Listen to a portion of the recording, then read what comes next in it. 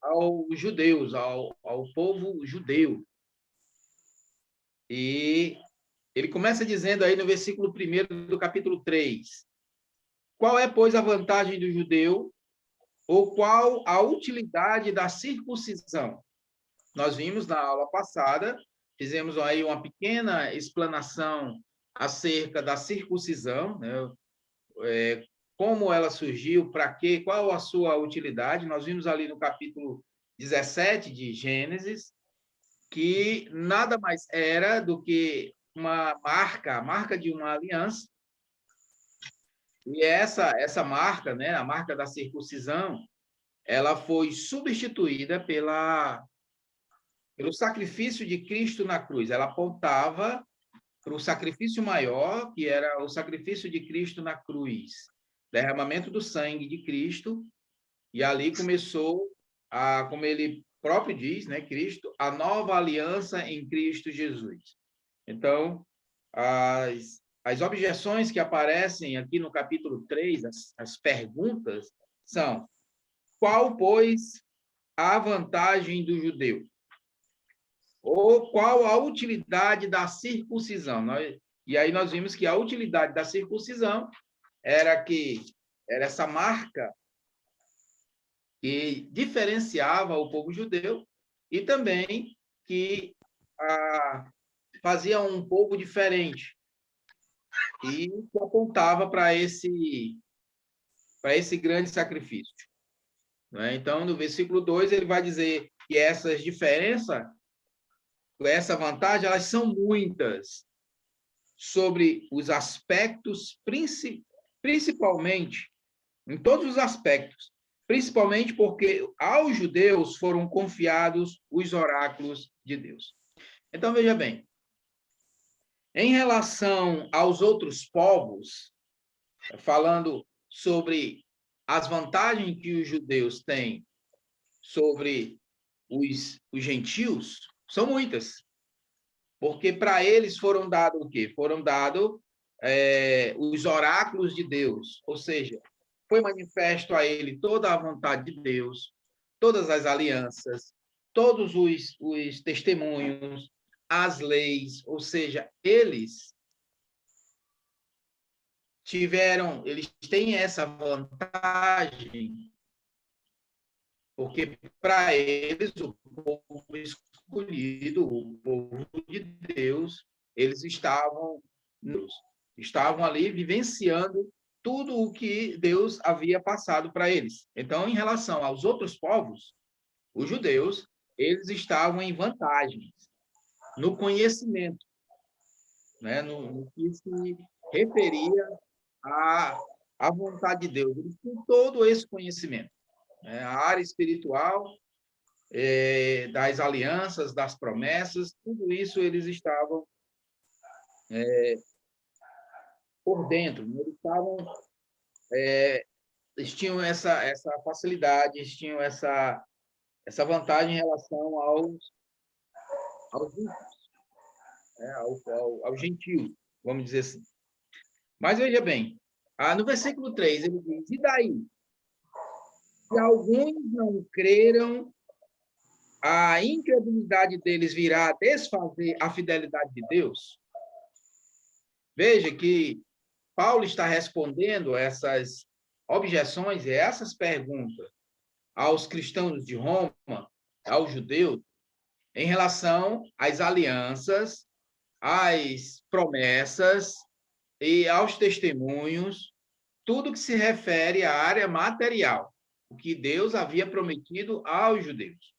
Então, agora, a grande pergunta é, no versículo 3, que se alguns não creram, a incredulidade deles virá desfazer a fidelidade de Deus, mesmo que eles sejam infiéis para com Deus, mesmo assim, Deus permanece fiel em relação à promessa, em relação à palavra.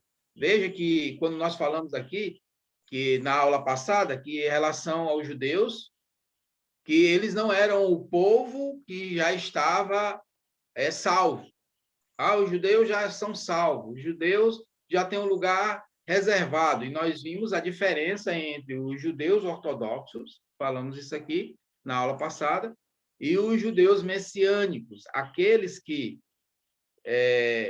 creem em Jesus, que aceitam o Messias, que creem no Novo Testamento, nos Evangelhos, e em tudo que contém ali, e, da outra parte, os ortodoxos, que ainda guardam a lei e que ainda preservam o Antigo Testamento em relação o Pentateuco, né, os livros da lei, os profetas e os salmos. O restante, eles não classificam. E em relação a esses que não creem no Messias, a esses que não obedecem o Messias, não obedecem à lei. A palavra diz: se alguns deles não creram, a incredulidade deles virá desfazer a fidelidade de Deus de forma nenhuma. O que Deus prometeu ali no capítulo 17 de Gênesis, quando ele chama Abraão, mais uma vez, né, porque ele faz a promessa lá em Gênesis 12.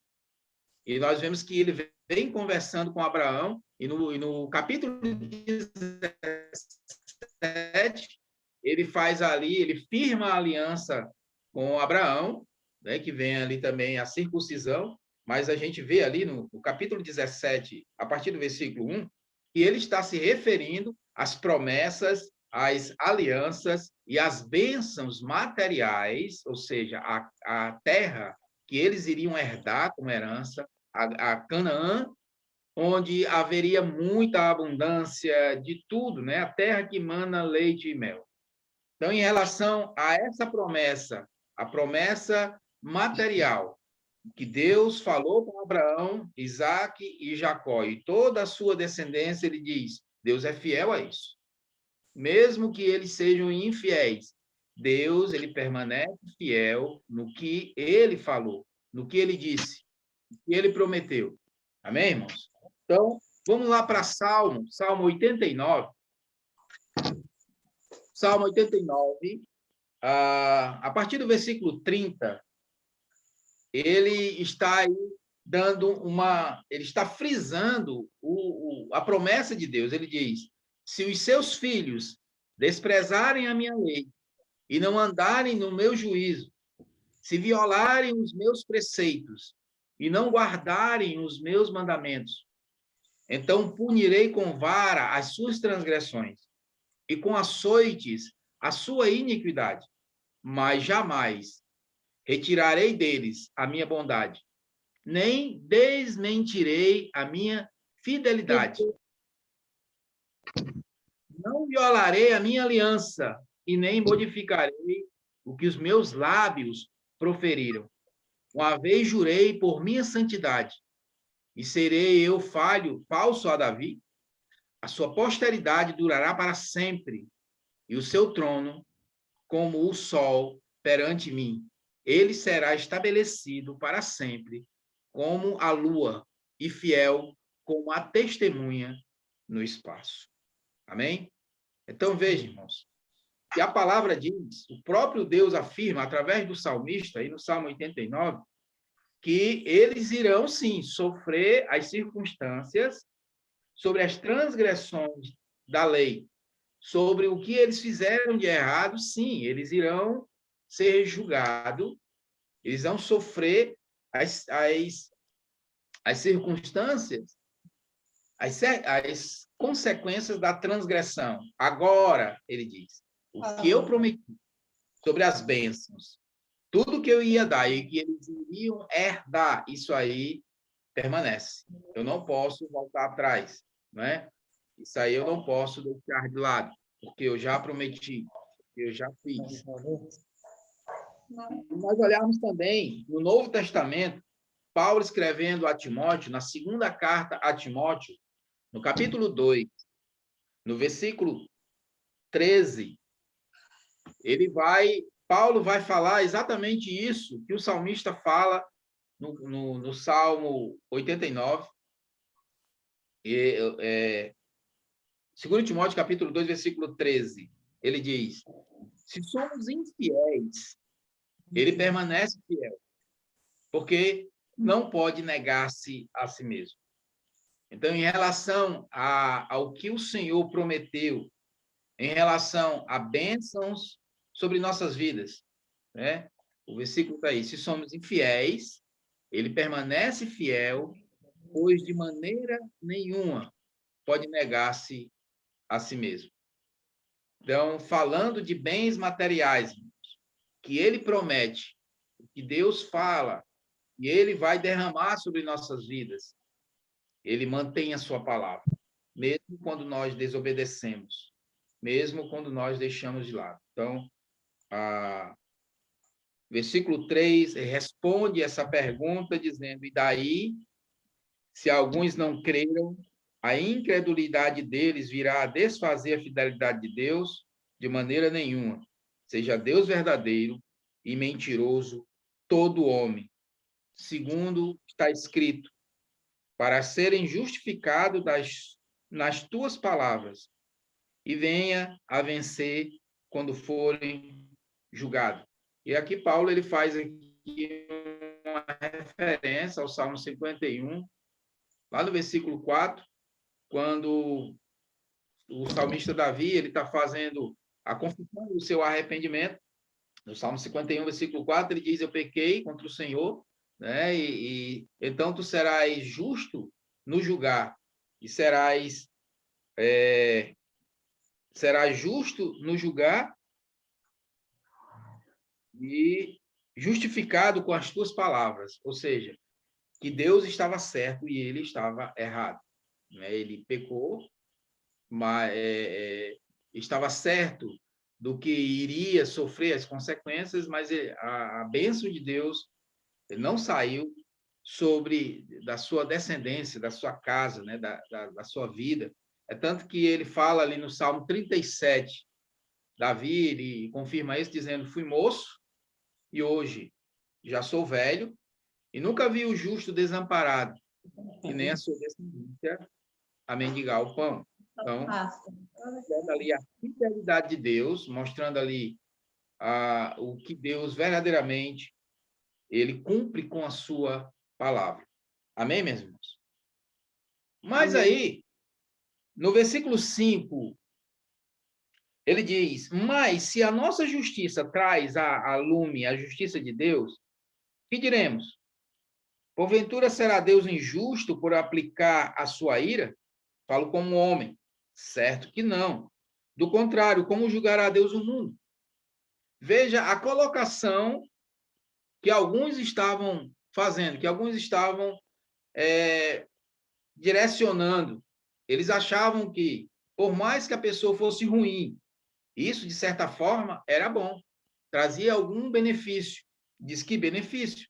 Ora, quanto mais houver pessoas más, quanto mais houver pessoas ruins no mundo, mais irá se sobressair a graça de Deus, mais irá sobressair a justiça de Deus. E Paulo diz que Deus ele não trabalha dessa forma, ele não trabalha dessa maneira, ele não trabalha nesse caminho. Isso aí não são os planos de Deus, e nunca foi a ideia de Deus trabalhar a partir da maldade do homem. Não é porque existe a maldade que existe a bondade de Deus. Não. A bondade de Deus ela sempre existiu.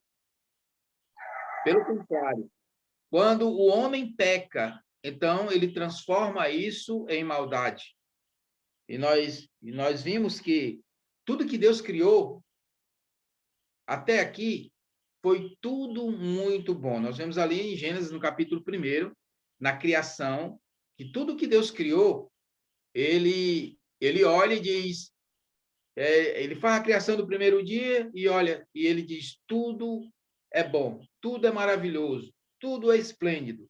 E isso até o fim da criação, ele vai dizendo, tudo é bom, tudo é maravilhoso, tudo é lindo. E tudo isso foi quebrado com a chegada da desobediência, a chegada do pecado. Então, Paulo afirma e diz que Deus não trabalha dessa forma. Ele não tira o bem a partir do mal. Não. Deus, ele trabalha com o bem, independente do mal.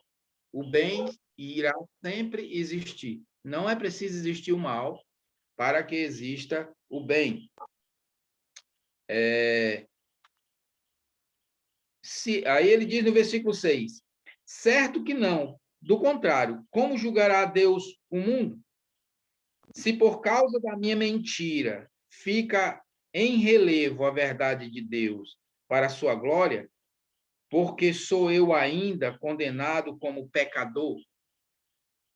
E aí, mais uma vez, ele está afirmando, se eu minto, e essa mentira ela vai servir para a justiça de Deus, então eu não serei julgado como pecador, porque, na verdade, se eu seguir essa linha de pensamento, eu estou ajudando Deus.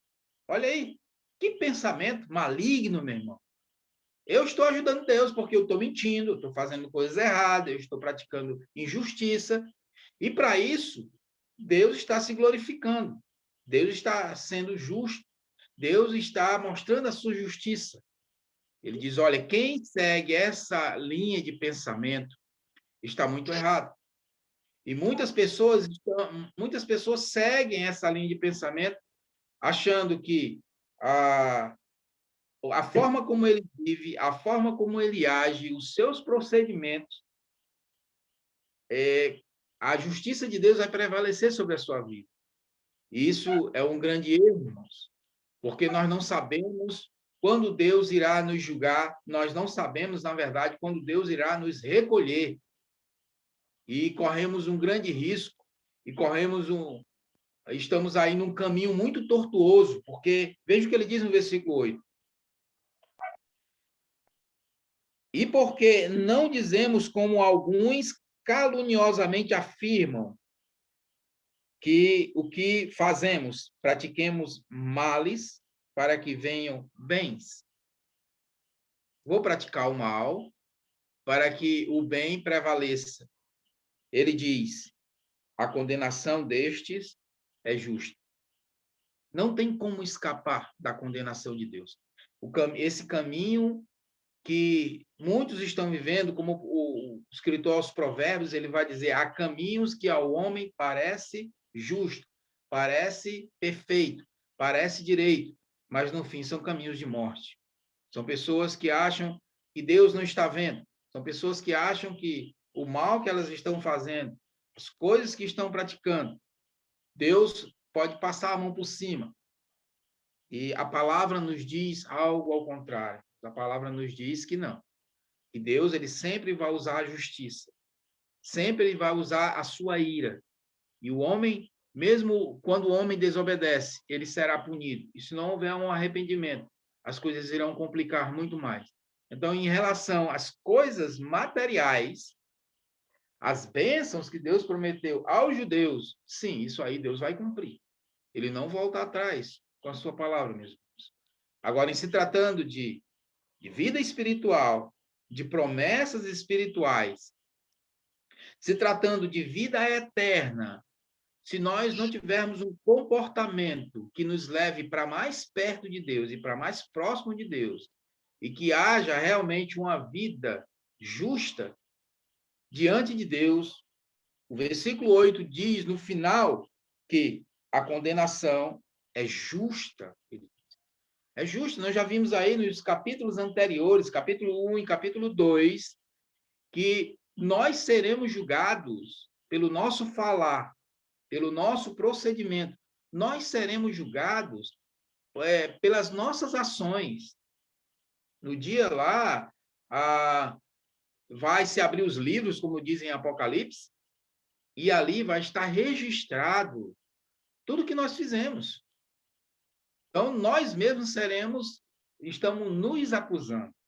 Então, até o versículo 8, ele responde a essas objeções, ele responde a essas perguntas, esclarecendo como Deus trabalha, como Deus faz, o que ele faz, da forma que faz, e tudo o que ele quer, nesse esclarecimento, é mostrar que nós, como seres humanos, precisamos, cada dia mais, estar perto de Deus, estar próximo de Deus. Nós não podemos viver da nossa própria conta, do nosso bem-querer, fazendo o que queremos, mas Deus, ele sempre quer o melhor para nossas vidas, em nome de Jesus.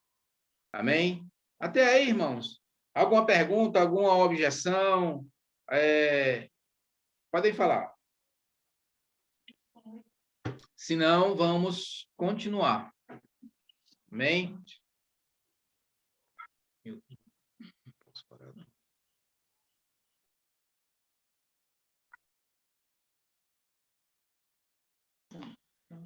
Pronto. Vamos a partir do versículo 9, irmãos. Ele vai dizer o que se conclui. Né? Eu esqueci de falar no início mas está aí o tema, né? Não há nenhum justo diante de Deus. Então, versículo 9.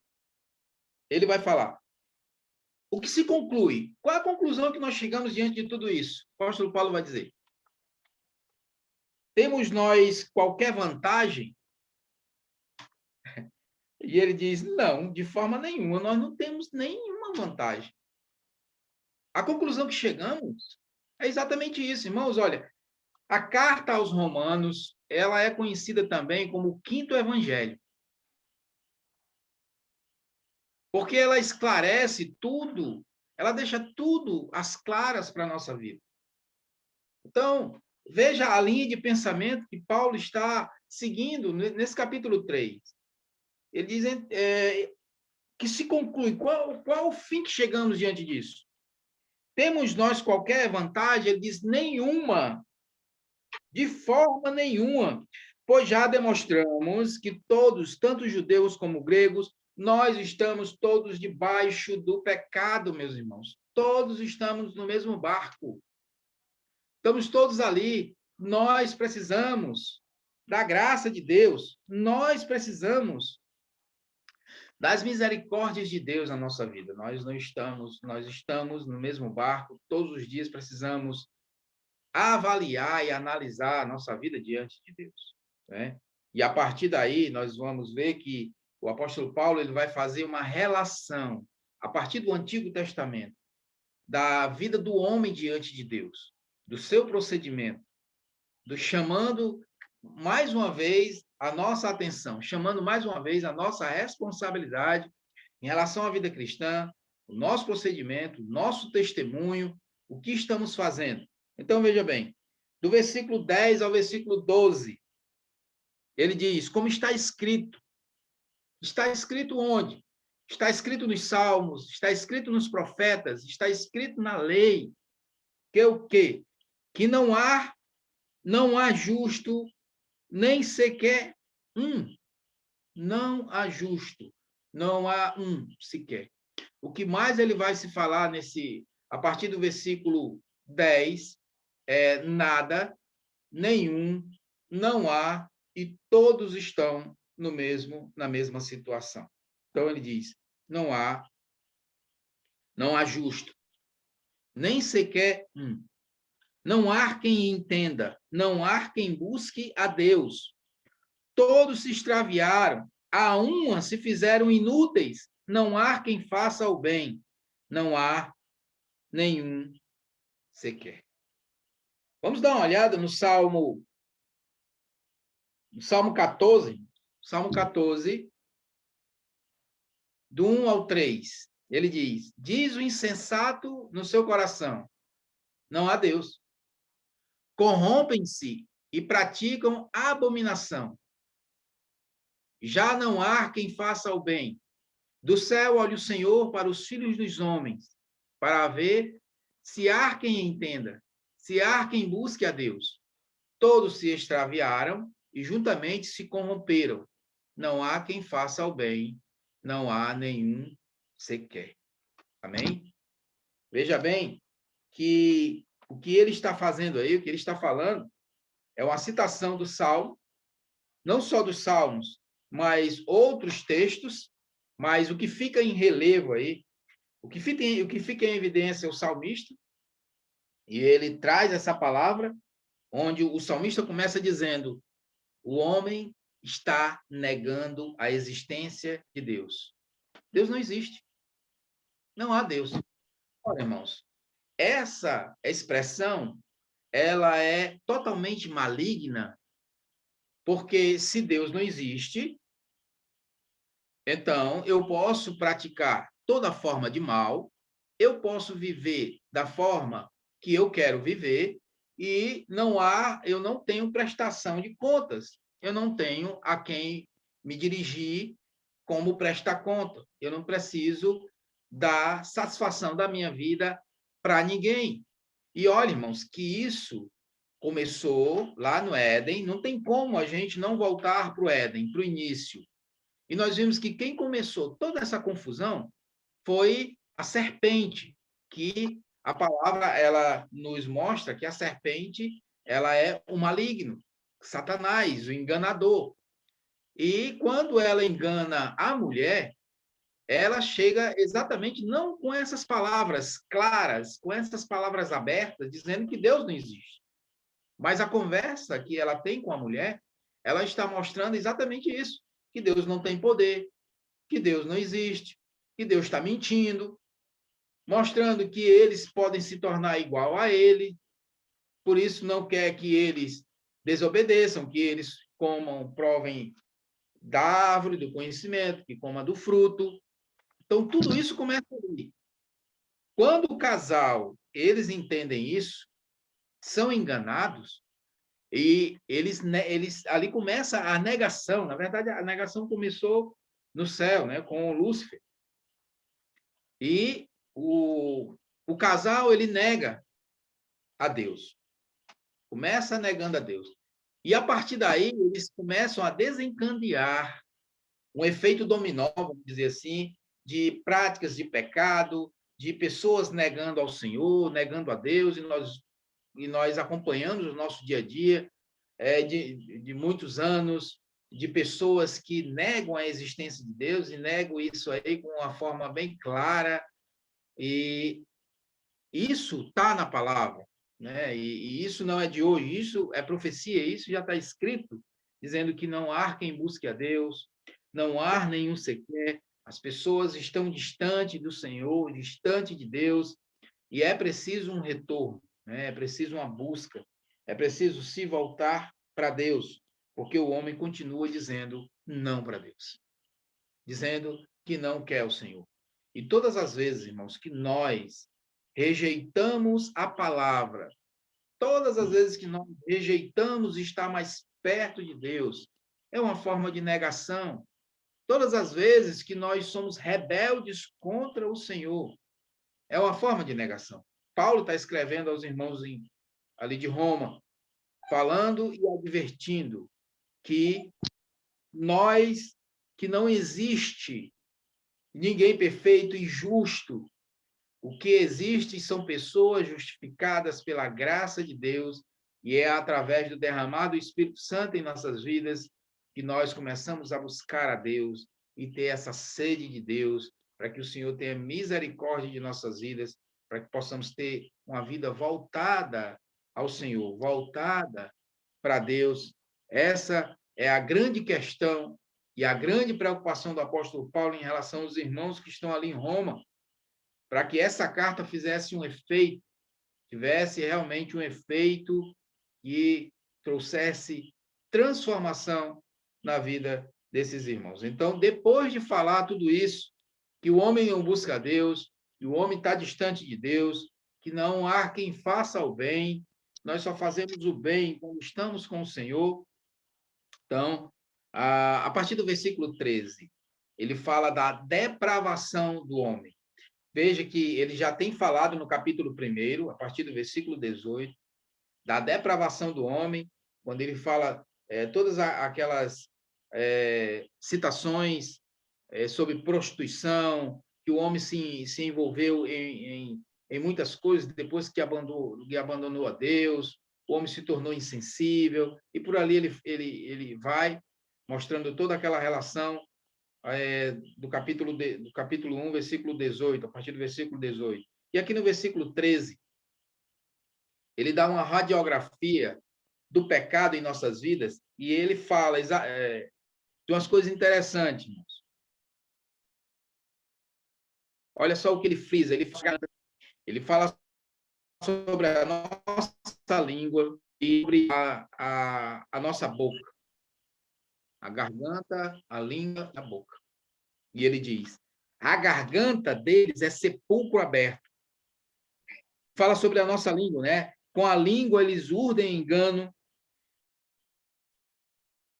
veneno está no... A boca eles têm cheia de maldade, de maldição e de amargura. Ora, irmãos, nós sabemos que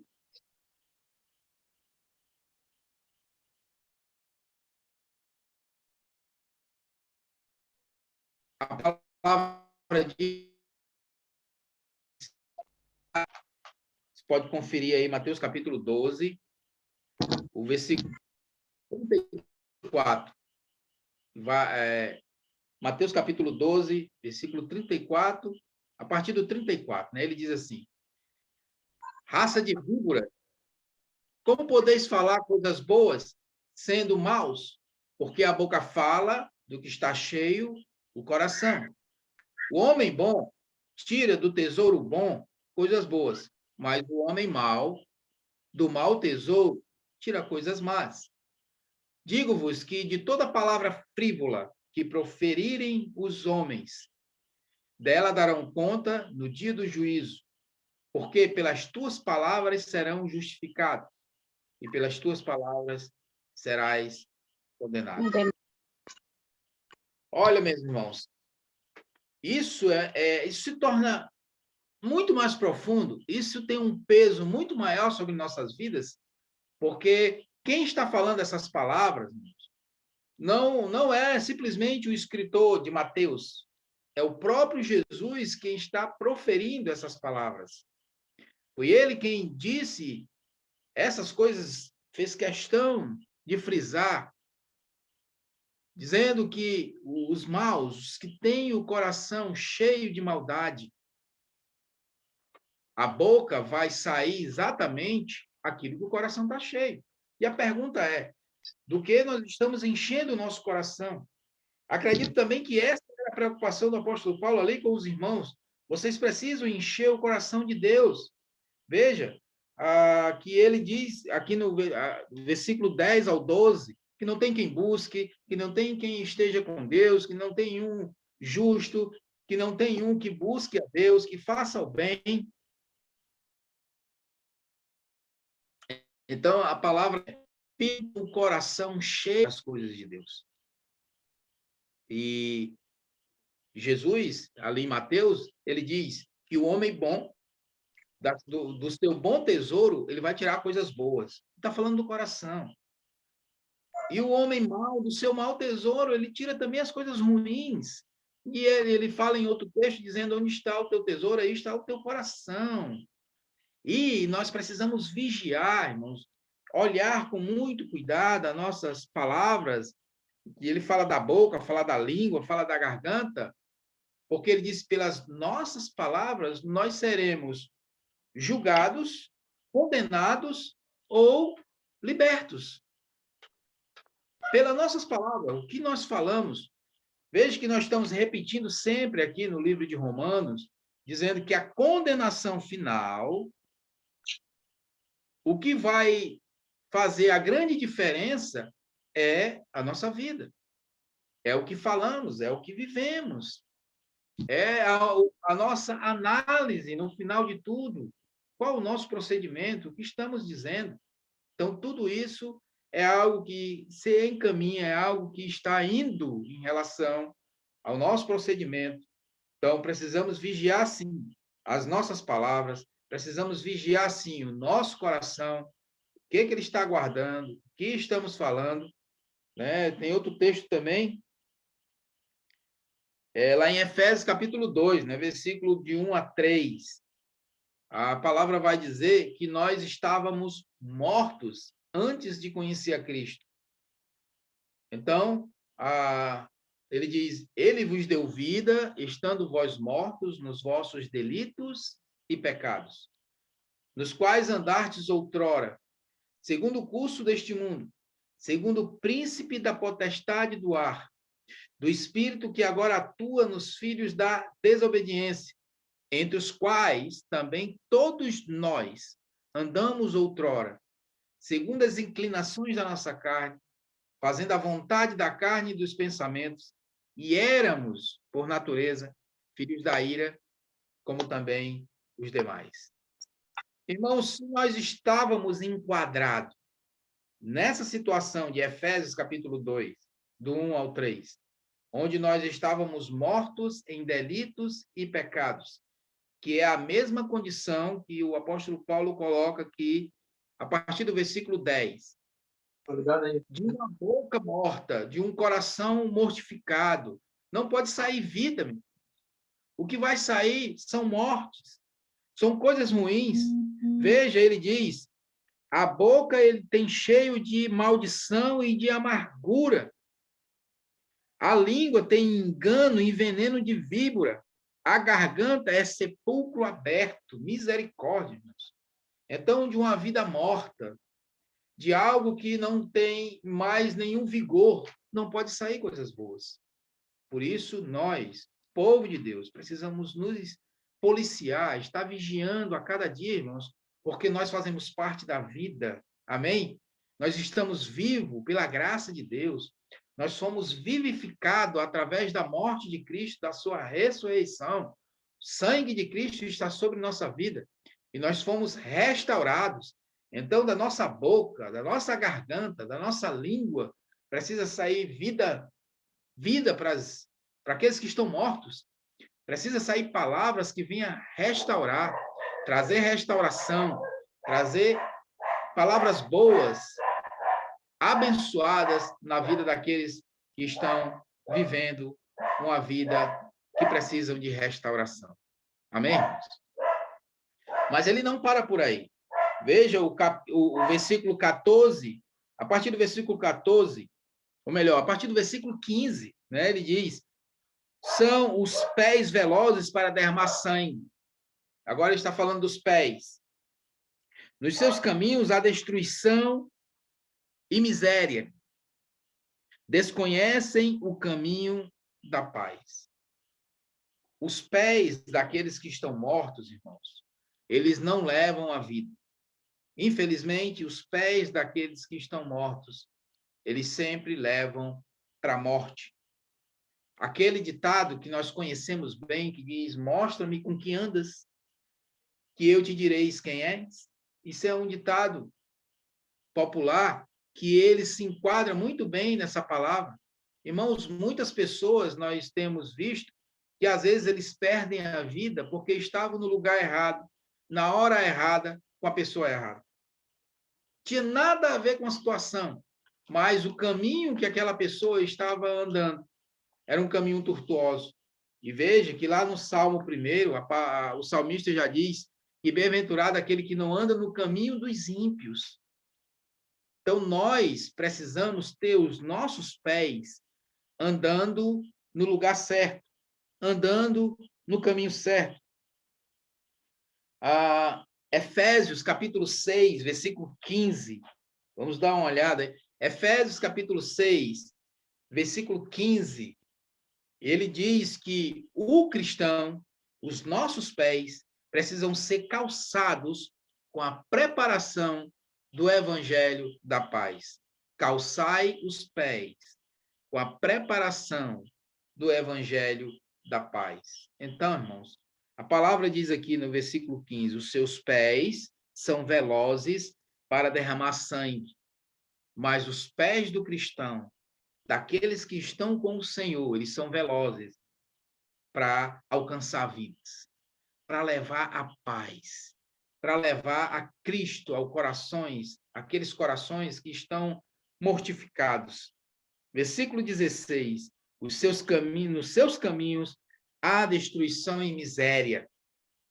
No nosso caminho, no caminho que nós andamos, é preciso haver vida, vida em abundância, vida com Cristo, meus irmãos. Mateus capítulo 7, versículo 13, a palavra diz que os caminhos que eles andam são caminhos espaçosos. Mateus 7,13, entrai pela porta estreita, larga é a porta, e espaçoso é o caminho que conduz para a perdição. E são muitos, irmãos. E são muitos os que entram por ela. Porque ela é larga. Porque ela é espaçosa. E Paulo está advertindo os irmãos de Roma, dizendo que os caminhos largos, os caminhos espaçosos, eles vão levar a um lugar de destruição. Eles não são caminhos bons. A palavra diz que eles desconhecem totalmente o caminho da paz. Não tem como ter paz, não tem como ter confiança, não tem como esperar no Senhor. Nós precisamos trilhar, ou melhor, nós precisamos mostrar o caminho da paz, nós precisamos mostrar o caminho certo, nós precisamos mostrar a essas pessoas que há uma porta, que há um outro caminho, esse caminho é estreito, essa porta é apertada, mas é um caminho que nos leva à vida, é um caminho que nos traz a obediência, é um caminho que nos leva para mais perto de Deus. E lá em Romanos também, capítulo 5, versículo 1, ele diz: justificados, pois, mediante a fé, tendes paz com Deus. Justificados, pois, mediante a fé, tendes paz com Deus, através de Cristo, nosso Senhor. Então, nós encontramos a paz quando nós encontramos a Cristo. E fora de Cristo, são caminhos tortuosos, são caminhos que não levam a nada. E Jesus já diz ali em Mateus capítulo 14, no versículo 6, ele diz: eu sou o caminho, a verdade e a vida, e ninguém vai ao Pai a não ser por mim. O único caminho é ele. E Paulo está dizendo aqui aos irmãos de Roma que esses caminhos não levam a nada. Os caminhos, pessoas precisam se voltar para Deus e estar próximo de Deus. Concluindo aí no versículo 18, né, hoje, nós vamos até o versículo 18. Concluindo aí no versículo 18, ele diz: não há temor de Deus diante de seus olhos. Irmãos, o homem, quando perde o temor do Senhor, ele perde tudo. Ele perde a fé, a confiança, a graça de Deus. Ele perdeu o temor. Está longe de Deus. Não conhecem, eles desconhecem tudo isso. Se tornou totalmente ignorante, como nós vimos também no capítulo 1, a partir do versículo 18, que o homem ficou totalmente alheio, ficou totalmente alienado, distante de Deus. Então, ele diz que eles perderam. Não há temor diante de seus olhos. Perderam o temor do Senhor. Vamos lá para o Salmo 36. Salmo 36, versículo 1 e 2. Veja o que a palavra diz aí no Salmo 36, verso 1 e 2. Ele diz: há no coração do ímpio a voz da transgressão. Não há temor de Deus diante de seus olhos, porque a transgressão o lisonjeia. A seus olhos lhe diz que a sua iniquidade não há de ser descoberta e nem detestada. É o que a gente estava falando aí há pouco tempo, dizendo se Deus não existe, né? Diz o insensato, né? No Salmo 14, o insensato diz no seu coração, Deus não existe, não há Deus. O salmista também, no versículo 36, que o homem perde o temor de Deus e ele diz, a sua iniquidade não pode ser vista, a sua transgressão está oculta. Então, vamos praticar toda forma de mal. Então, chama isso de ignorância. A maior ignorância que pode existir é o homem ficar longe de Deus, distante de Deus. Carta aos Romanos é uma carta chamando o povo para mais perto de Deus, para uma obediência perto de Deus, junto de Deus. Vamos ver também aí Provérbios capítulo 1, versículo 7. Também fala sobre o temor do Senhor. O temor de Deus. Ele diz: o temor do Senhor é o princípio do saber, mas os loucos desprezam a sabedoria e o ensino. O temor do Senhor é o princípio, é o começo, é o início de tudo que você pode entender. É o início do saber, da sabedoria, do conhecimento. mas os loucos desprezam a sabedoria e o ensino. E nós podemos ver tudo isso, irmãos, na carta aos Romanos, como eles tinham essa prepotência. Por quê?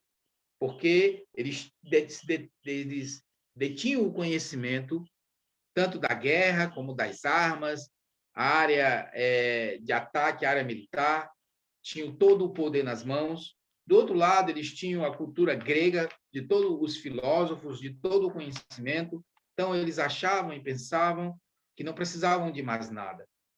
Quando nós olhamos para algumas pessoas no mundo em que vivemos hoje, na sociedade em que estamos, muitos acham que pelo seu poder, pelo seu status, pela sua conquista, pensam que não precisam de Deus.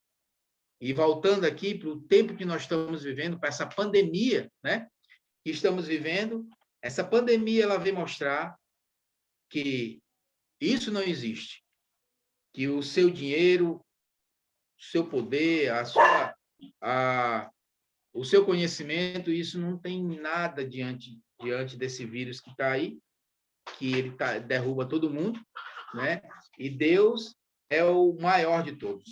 Então, o que podemos aprender de tudo isso é que nós precisamos voltar para Deus, precisamos estar mais perto de Deus, precisamos voltar o nosso temor com o Senhor e estar diante da graça de Deus. Amém, meus irmãos?